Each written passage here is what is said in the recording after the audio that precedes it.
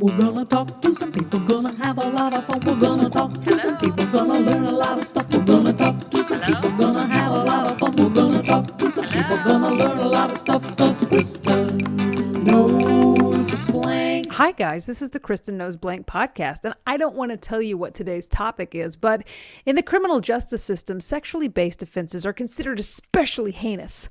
But before we get to that, take a second to like and subscribe to this podcast. However you're listening or watching, there's going to be a button that says like or subscribe or follow.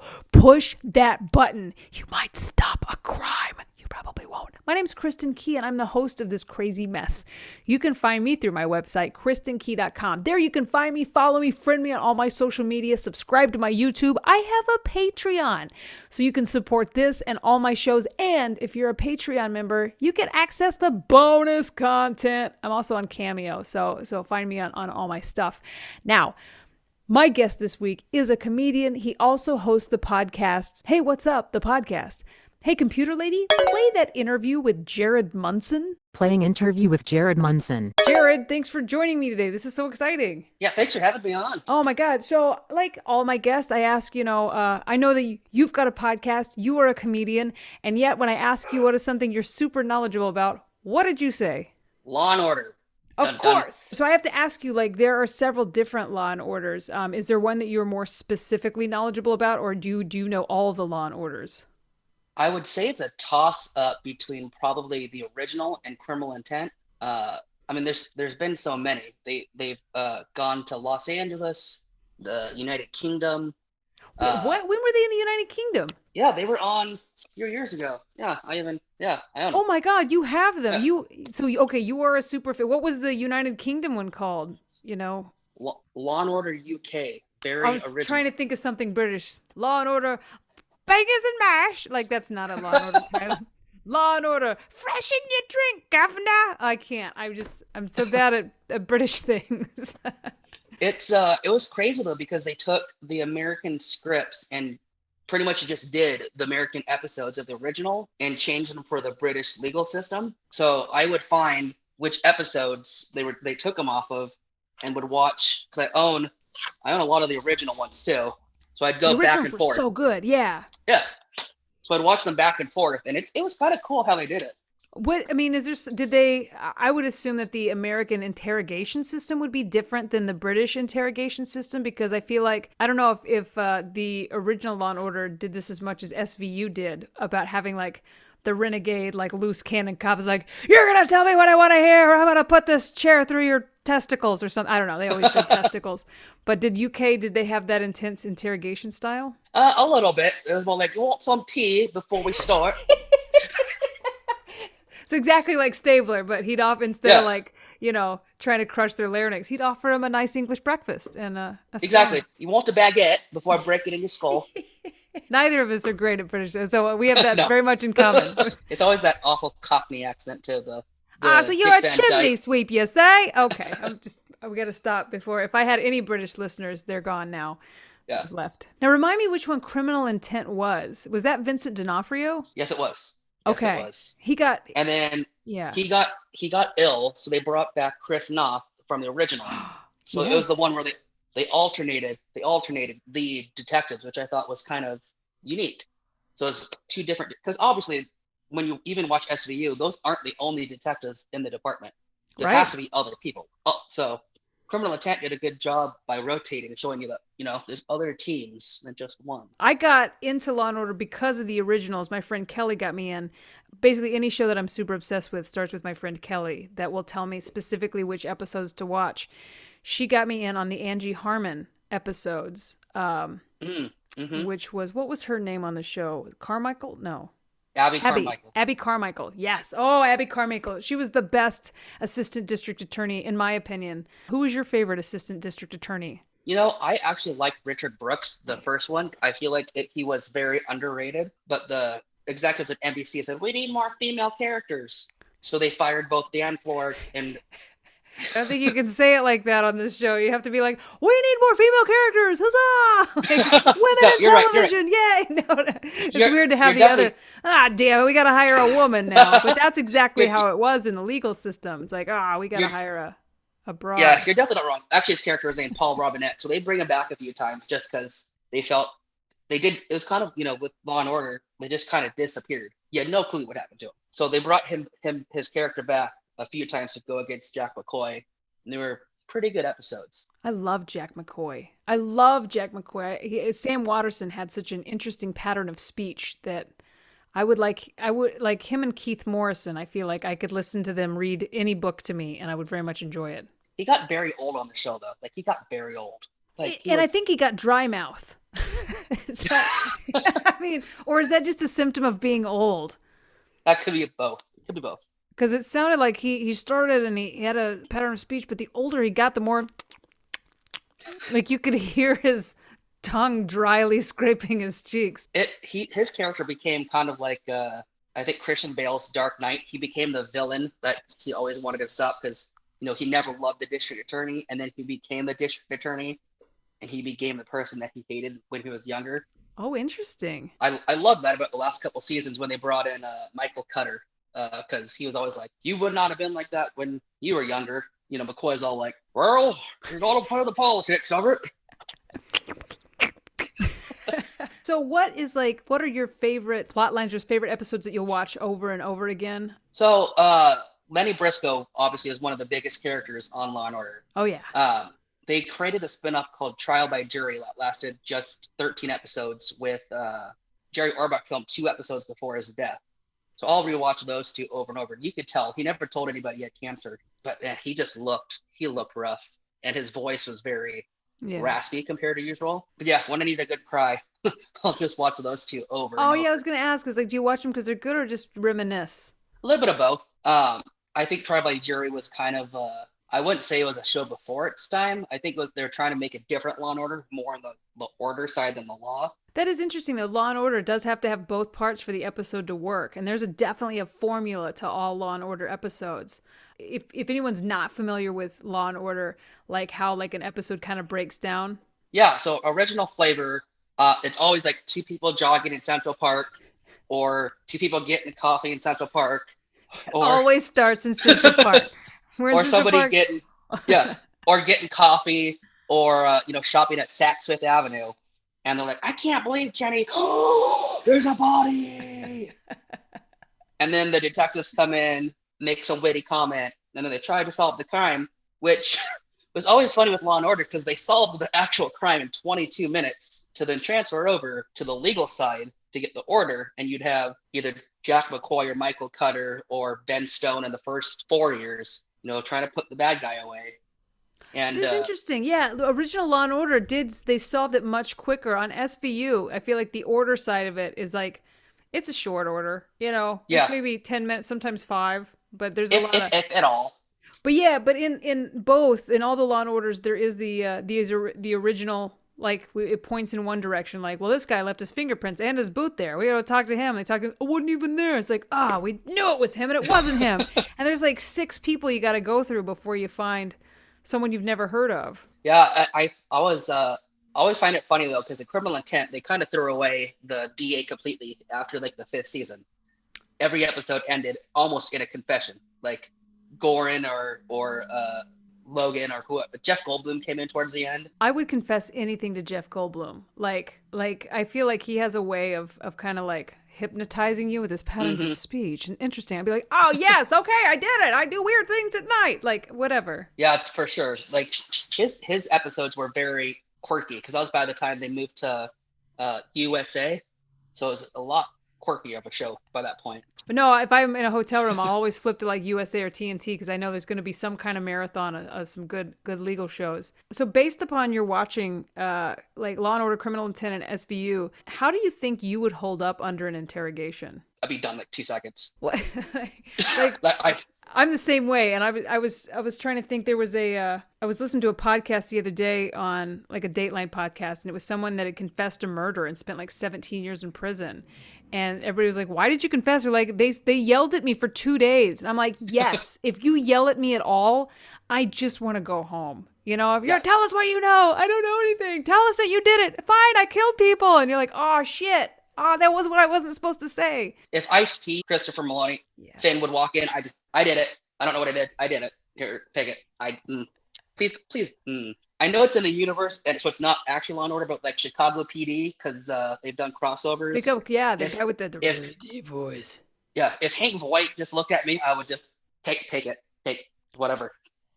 Anymore now, I've learned from all these shows, the first thing I say, no matter what, even if I had nothing to do with it, when they ask me any question, I'm just going to say, I would like a lawyer.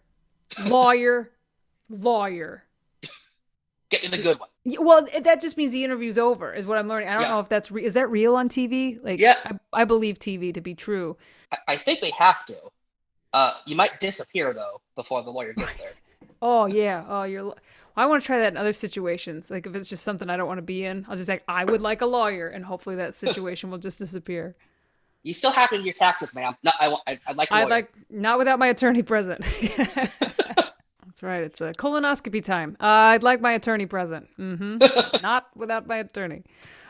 Do you remember why you got into Law and Order in the first place? What it was that drew you in? See, I knew you were going to ask this question, and I've been trying to think about it because, no, I don't. I remember though. So I went to New York in 9th and 10th grade, and the first TV show and DVD I ever bought was Law and Order season 14 at the NBC store. That's what a random, just what a random season to get. And because it was the first one they released, and this is me getting super technical. The show was airing in widescreen at the time, but they released the show in full screen. So for people that have TVs, it looks funny. Yeah. So I'd be watching seasons like 10, 11, 12, and 13 that they ended up releasing in widescreen. Get to season 14, and the show just looks 10 years older because of it. Wow. But I love Law & Order since I was a kid. I still love it now. It's on almost any channel I could find it on. Are they still making new episodes of the original? No, the original ended in 2010. So this is how you know. Been a minute. I know Law & Order. Fun fact, the year after the original ended is when SVU changed their squad room or whatever, that new squad room that they have. That's actually built over the original Law & Order set.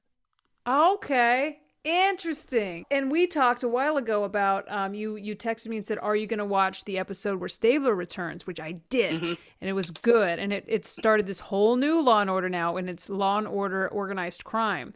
Are you watching it? Oh, for sure. Most definitely. Every Friday. Okay. What are your thoughts on what's happened so far?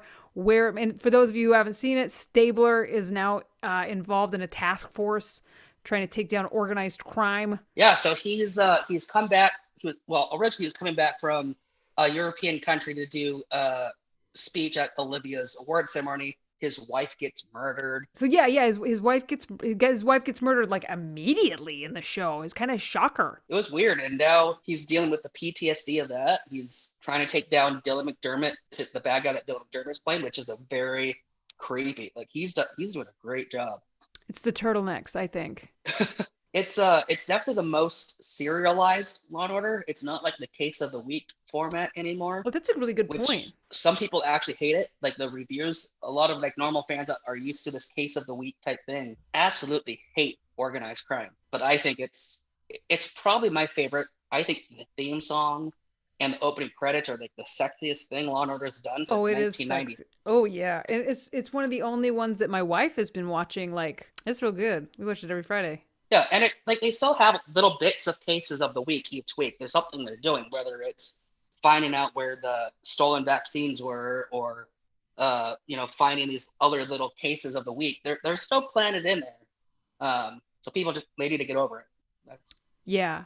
Well, and I like that. Like they brought back from SVU Stabler's inability to communicate and his short temper. It's like I don't know that we basically are picking up right where we left off with him.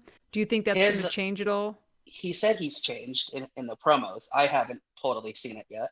No, not at all. He's already I would not, if it were my squad room, I wouldn't let him interrogate anybody, because every time he's in there, he's done something like push a guy up against the wall. And like in this day and age with police brutality, you're just like, Stabler, we're not doing that anymore. We had training, and he's just like, won't happen again. And then it happens again. They're like, Stabler, come on. That's why they need to give him t-shirts so he can't roll up the sleeve to get in that mode, to get ready. That's always sailors get ready to do something when that sleeve comes Oh, up. he's about to brutalize. He's about to use police brutality, rolled up his sleeves. Who is your like? If we're just gonna go Law and Order crush, who's your Law and Order crush? Oh, easily. What's her character's name? Uh, oh, why am I drawing a blank on her name? Alana de la Garza. She was on Oh the last yeah. couple. Oh, she is pretty. She's very Yeah, pretty. and now she's on FBI, another Dick Wolf show. So she's still in his world. Of course, I love Olivia Benson more than anything in the whole wide world. Where is I'm she? surprised right away it's not Frema from Law and Order UK. Oh, oh my God, Frema. she's amazing. Alexandra Cabot. I loved Alexandra Cabot. She was on Oh, SVU. Yeah, she had hmm some issues with the mob. Oh, and did you ever Elizabeth watch? Donnelly. Oh, Judith Light. God, she was on it too. So many good ADAs. Did you ever watch the spinoff they did with Cabot called Conviction that was on for a year? No, she had her own show. Yeah, you can get the DVD on Amazon for like $7. Oh my God, how many DVDs do you have in your home? A lot. Yeah, because I think I told you if I could have been any profession, it would be a TV lawyer, not like a real lawyer because it's boring. But like whether it's Alan Shore in Boston Legal or Jack McCoy, slinging some of those great one-liners would have been. I do love that TV lawyers you watch a real trial on television. It's like, oh, good, boring. But are there like tips and tricks that you would use from TV, like watching these TV lawyers that you would implement? Oh, for sure. I mean, depends on what kind of. If I was in a Law and Order universe, I would just be yelling objection all the time or hearsay. That's slander. Uh, if it was a show like Boston Legal, Alan Shore had a line that said, "This isn't my lying face. This is my lying face." Like the show broke so many conventional TV tropes. Oh, I love it. I would love to watch you be a lawyer, and just every time someone would start to say them, so is it true? Objection. Haven't even asked a question yet. Withdrawn. Like I I wrote a script when I was in Spokane about a prosecutor putting a clown up for murder trial, and the whole time the clown's just doing things like a clown would do, like making balloon animals and squirting people doing their interrogations with water, like water flower, and everybody loves it except the prosecutor. No courthouse in Spokane would let us film it, which was sad. oh, Spokane, come on! You won't let a I know. clown in a courthouse. It was definitely taken from the pages of Law and Order. Like it was that Dick Wolf idol of mine. He actually wrote a book series too. Oh my God, That's if you very guys are much like Law and listening and Order. not watching, you have got to watch this episode because Jared has shown us many DVD boxes. The Dick Wolf book, which how many pages is that? That's unless it's very large print. It's 339 pages. That's a Decent size doozy. print. So you are truly a Law and Order expert who's even read the book on Dick Wolf. It's time for 5 quick questions. Thank you for talking to me about your love of Law and Order. But since you're here, I'm going to have to ask you 5 quick questions to test your knowledge on this subject. All right. That's okay. This one, as always, it's difficult to find a good trivia question for someone's area of expertise that's not getting too technical because I'm not a, what am I, a school marm? So I've got 5 names, and these are famous guest stars. And all you have to tell me, did these people guest star on Law and Order Original or on Law and Order Special Victims Unit? All right. And most of these are comedians. So I was trying to pick only comedians, but a couple other ones kind of made their way in because I love them so much. Okay, number one. Carol Burnett, Original Law and Order or SVU? Oh, she was on SVU. I remember the episode. Oh my God, it was one of my favorite episodes. She played a character named Birdie Soloway, a serial killer who married and murdered several men who she deemed unworthy to remain in this world. And she had a weird nephew, and they were having some kind of, And her nephew was also like the guy from Scream. Anyway, if you haven't seen that episode, great episode. Okay, and correct, you're correct. Number 2, Chevy Chase. He was on the original. It was season 17. This set right here. It was That is ripped from the correct. headlines. Yeah, from the Mel Gibson situation. It was ripped from the headlines. Yeah, I haven't seen this one. I read the description. Chevy Chase was a man arrested for drunk driving who spirals into an anti-Semitic rant reminiscent of Mel Gibson's unfortunate tirade. And now I want to go back and watch that episode to see Chevy Chase say all those terrible things. Yeah, season 17. So if you're looking for it, I have it. Wow, you got that one so right. I mean, yeah. I don't know if I don't give bonus points, but if I did, you'd get some. Number 3, Kathy Griffin. Oh, I'm gonna say SVU. That is correct. That is correct. What a response. Ew. I'm going to say SVU. It's true, and it's one of my least favorite episodes. Kathy Griffin is, she plays the leader of a lesbian rights group called Lesbi Strong. Her name is Babs Duffy. Everything about this episode is Oh, Kathy Griffin. Oh, lesbian. That's a really good Kathy Griffin. Thanks. Oh my God. And then at the end, she's outed. She's not even a real lesbian. She's a hetero. And the part that I hate about that episode is then all the lesbians turn on her like, you lied to us, you breeder, or whatever. It's like, and lesbians don't care. It's just like, oh, good for you. You got a man. Okay. Number 4. Allison Janney. I'm gonna say SVU. No. She was on the original. She was on the original like in the early 90s, before The West Wing. That is correct. So I don't know if you got it right or not. I think you were still thinking it through. I didn't say final answer. Is this how That's Millionaire true. You works? didn't say final answer. She was on 2 episodes of. I'm going to say you are correct. You are correct. Allison Janney was on the original Law and Order for 2 episodes in 1992 and 1994. She played a woman named Nora in 92 and Ann Madsen in 1994. Wow, she was playing old lady names before she was old. Good for her. I know. Oh, she looks younger every day. Number 4, Brad Garrett.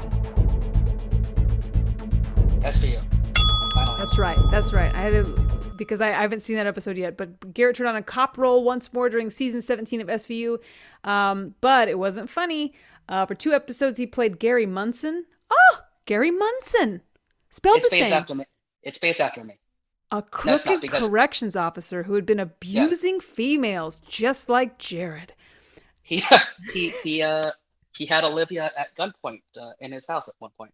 Did he really? Yeah. I've got to watch this episode. This is incredible. Well, then you get all the points. Yeah, you get all the points. 5 points for Jared. You've destroyed my trivia. Well done. But I can't let you leave. This is my favorite part of every episode. I cannot let you leave unless you agree to play a RADLIB with me. Oh, of course. As long as it has dun in there somewhere. Dun dun. Here's what happened. You've done a Mad Lib before, have you? Yes. Wonderful. A couple times. Yeah. Just like a Mad Lib, but for copyright reasons, I had to rename them. I mean, not that anybody ever brought up a copyright issue, but just in case. I call it a RADLIB. Now you can say, I need my attorney present. That's right. If Mad Libs ever comes like, Kristin, have you been? I'd be like, I lawyer, object. I object. I need Kathy Griffin by my side. It's like you got Kermit the Frog arms. Kathy Griffin. It's the Muppets. I'm Kathy Griffin. It's my Kermit Ray Romano Kathy Griffin impression. Well done. And now it's time for RADLIBs. All right, here's what happened. I've written a story and I've left out some parts of speech. If you give me those parts of speech together, we're going to make a hilarious story. Jared Munson, are you ready to play RADLIBs? I am. Wonderful. Okay. I need a weapon. Mallet. Yes. Ooh, it's a rough weapon. Plural noun. Kittens. Yeah. We're off to a fantastic start. A U.S. city. Baltimore. An actor. Tom Cruise. Yes. You a Tom Cruise fan? No, but my comedian friend always said it'd be funny if Tom Cruise was like the dead body at the beginning of an episode. You get Tom Cruise, he's just the dead guy. Aww. Or the jogger in Central Park. I just picture his chalk outline being so small. Tiny Tom Cruise. Ooh, a TV show. Boston Legal. Plural noun. Murderers. Yes. Articles of clothing. Flip-flops. Excellent. A business. Toys R Us. Yes. A crime. Assault with a deadly weapon. Yes. Have you ever been arrested? No. And I'm in Idaho, so fingers crossed. I always feel like I shouldn't have asked that. That's a very personal question, I suppose. Have you ever been arrested? Yeah. Oh, okay. A verb ending in ing. Sweating. Yes. A mode of transportation. Bus. A body part. Big toe. Yes. Oh, yeah.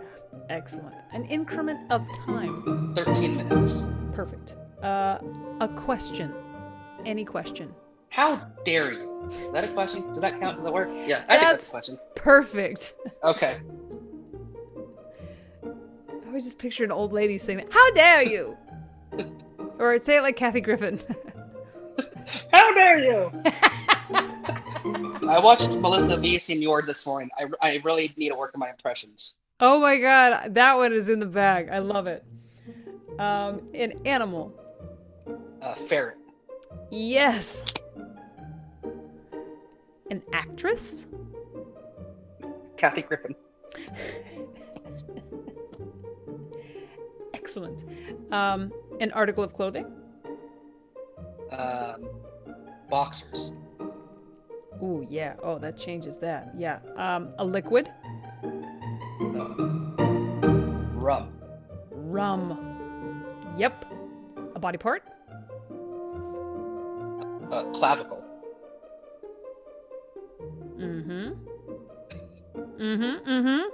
Very good, very good. An exclamation. I object. Perfect, perfect. And a verb. Run. Excellent. We have a story. We have a fantastic story written by Jared Munson. The story is just called Ripped from the Headlines. Ripped from the headlines. Did you see the newest Law & Order episode? It's from the new series, Law & Order, Mallet and Kittens. This one is set in Baltimore, and it stars two reluctant police partners, Tom Cruise and that guy from Boston Legal. They investigate crimes involving murders and missing flip-flops. Last episode, they responded to a call at Toys R Us. There had been an assault with a deadly weapon. The criminal was seen sweating the scene in a used bus. After a long police chase, he was apprehended. They slapped the cuffs on his big toe and hauled him into interrogation. They interrogated him for 13 minutes. They asked him everything. Where were you? How did you know the deceased? How dare you? Finally, he cracked and sang like a ferret. At trial, the assistant district attorney, Kathy Griffin, laid out the evidence. A pair of bloody boxers, 2 bottles of rum, and a severed clavicle. It was an open and shut case. I don't want to spoil the episode, but the end left me saying, I object! It just goes to show that crime doesn't run. Well done, Mr. Munson. Well done. These are their stories. These are the stories. Dun dun. Well, tell the viewers and listeners where they can find you and what you've got coming up. My podcast is Hey, What's Up, the podcast. It's available anywhere podcasts are found. I believe your episode actually comes out next week, so I think we're timeless. This is great. So if you want more of this, check out next Wednesday. I'll be part of the Idaho Comedy Fest at the end of May, the 20th to the 22nd. It's at Jared Munson on Twitter and Instagram. Also on LimeWire and MySpace. Ooh, MySpace. Excellent. I got to dust that. Whew, MySpace. Thank you so much, Jared. I can't wait to see you in person and say hey to you again. But thanks for coming on today. Of course. Thanks for having me. Interview complete. I will not discuss Jared Munson any further without my lawyer present. Okay, computer lady lawyered up. Thank you so much, Jared Munson, for coming on the show. And thank you guys for listening or watching or however you're imbibing this podcast. Please take a second to like, subscribe, and follow the podcast. And please join my Patreon at Kristin Key Comedy. I just want to give a big shout out to the Keyholes. This is my top tier of my Patreon. Say hello to Brianna, Colleen, Hannah, John, Liz, Omar, Patrick, The Rational Basis, Tam, Tina, and Tracy. Thank you guys for being members of the Keyhole. Guys, you can find me on KristinKey.com. Each week, I'll be bringing you hilarious comedians that know a lot about something. We'll talk, we'll play 5 quick questions, do a RADLIB, and then we all go home better people. So until next time, bye. Gonna talk to some people, gonna have a lot of fun. We're gonna talk to some people, gonna learn a lot of stuff. We're gonna talk to some people, gonna have a lot of fun. We're gonna talk to some people, gonna learn a lot of stuff. 'Cause Kristin